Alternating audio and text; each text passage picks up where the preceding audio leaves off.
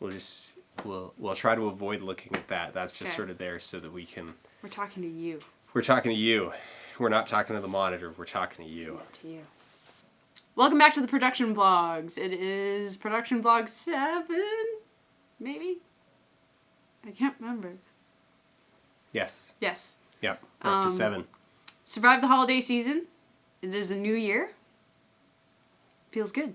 Yeah. Oh, Happy New Year. Yeah. 2016, the year of, I don't know, something. I'm so stressed out. I am so stressed out. Like, everything's coming together, but I am so stressed out. Yeah. I was having nightmares last night, and I am probably going to have production nightmares. Yeah. I'm going to have production nightmares, like, probably all week. But Because next week is shoot day. January 14th, Arapill is going to have its production day. Yeah, this is our last full week of pre-production. And Which is then scary. And then it's production, and then it's post-production. Then it's post. But so we've got crew almost locked in. We have cast locked in. We have equipment locked in. We have camera locked in. We have location locked in. Just some peripheral stuff that we have to kind of put together. Swords. Swords, still working on the swords. There will be swords, we guarantee it, guys. It's volume that's the issue. Yes, we had to fill a whole wall. That's a lot of swords. It's a lot of swords. But 80% of what you just said, we accomplished in the last 5 hours. Yeah, this which afternoon. Is pretty intense. Getting gear locked down. Game of Thrones is in town and shooting and has devoured most of our gear. Or has devoured a lot of gear. Not most of our gear. Has devoured a lot of gear in town. Mm-hmm. We're fighting Game of Thrones, guys. We're fighting Game of Thrones. Planet of the Apes is also in town, yes? Well, sort of in town, but they've taken our dolly grip. Yep. So we have to replace Steph. We'll miss you, Steph. Yep. But I mean, value-wise, yeah, Planet of the Apes is up here and we're down here, but cool-wise? And this is sort of the... this is one of the lessons that we've been kind of learning. I mean, we knew it, but this, I think, is a valuable lesson to share, is that one of the hardest parts about filmmaking, like indie filmmaking, is getting people to just return your calls. Yes. Because you think that it's like, okay, well, yeah, if you're a zero budget, nobody, just dicking around, like, people aren't going to take you seriously. But then the moment you've got money of some kind, like, all of a sudden, doors open. Mm-hmm. And to a degree, yes, like, certainly we've gotten a lot farther off of 10,000 than we would get off of 0. But there's still a lot of stuff where it's like, it's hard just to get people to even pick up the phone and call you back after you leave a message, because your $10,000 budget is less than some of these other productions are spending on catering. I mean, and location was a particularly tricky one that we ran into, because we were looking at various spaces. But the kinds of, like, the other productions that come in, like, they'll roll in and just offhandedly block off 3-4 weeks. Right. Because it's like, and they're, like, for a 3-4-5 day shoot. Mm-hmm. Because they just need the flexibility to come in, like, anywhere between this date and this date. Right. And so they're just like, oh, well, screw it. Like, they have the cash to just block off an entire month. So if you're a production that's sitting there going, like, okay, we need 2 days to just be in and out, and like you're dealing with a very precise 2 days. Mm-hmm. Like, yeah, you're a paying customer, but they would need what, like 15 of us, 12 to 15 to match, productions that size. So it's always kind of in their interest to like kind of hold back and fish around for something something bigger. And that goes for a lot of things in the chain. It goes for locations, it goes for like big ticket equipment, cameras, dollies, anything that requires sort of a lot of infrastructure, and that has a high day rate, because $10,000, it does let us sort of tap into some cool stuff. Sure.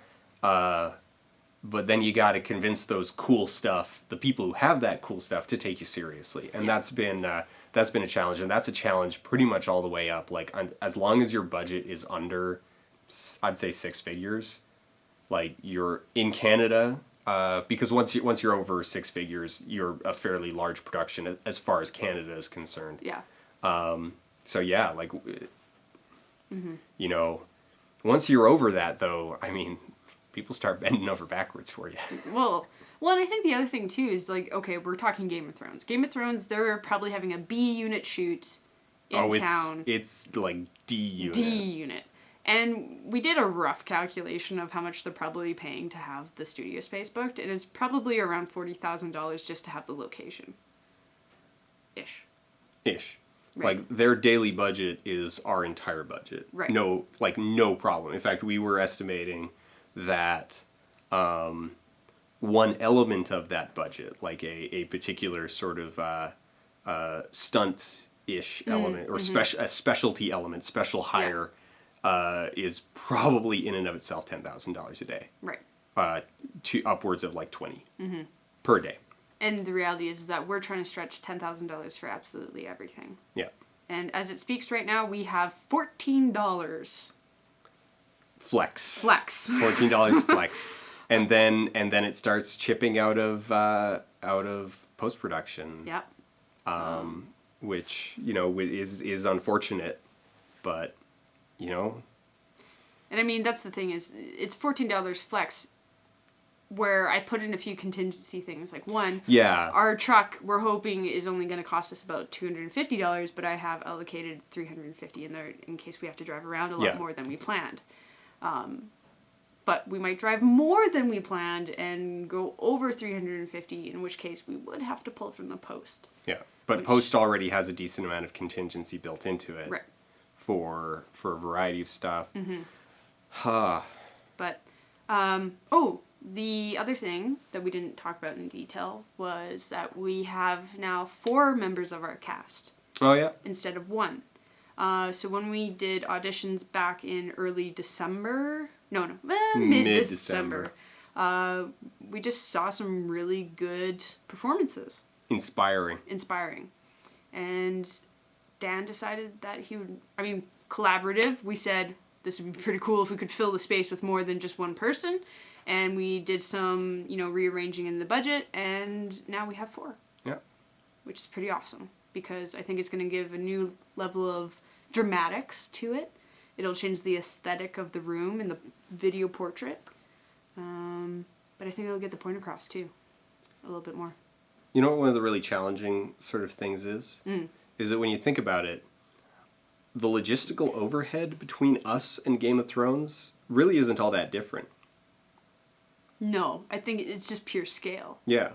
It's still the same amount of, like, cognitive overhead. Yeah.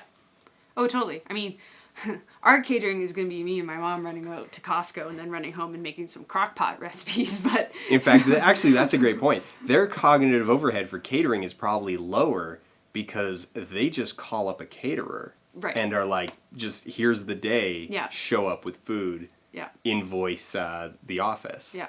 Well, and then even, too, like, those caterers, sometimes they just roll up in a big truck. Yeah. And then, here's... If you're shooting something, like, catering is probably one of the most important things, because that is going to have an immediate and dramatic impact on crew morale, on crew energy, and, the passion and... focus that they put into their work. And we've talked about this before, investing in gear versus investing in people, that people are going to give you huge returns. And just like the example on ours is, we've got this really kind of this complicated or at least challenging. We have this challenging camera move that's part of it.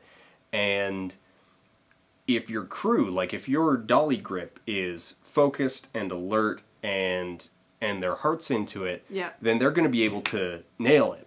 And you're only going to need to do, 4 or 5 before you've got what you need. Yeah. And at that point, it's like, hey, we've still got 2 hours left in the space. We've still got 2 hours left on everybody's time clock. Let's now do some variations, and you can get a lot of you can get options. Or hey, you can just pack and everybody go home. Yeah, that too. I mean, we probably won't do that. No, but especially if you're, on a set where you've been volunteering or you've been brought on as a volunteer, I think it's super important that if you're in the lead of that production, feed your volunteers well, because they have no real connection to the project. I mean, people can be really excited about whatever it is they're doing, but give them something. Okay, so that's enough rambling. So this will be our last production vlog before production. Like since everything basically starts rolling Tuesday afternoon, we're not gonna do one next weekend. But we will. So I guess we'll see you on set. Totally. High five. High five.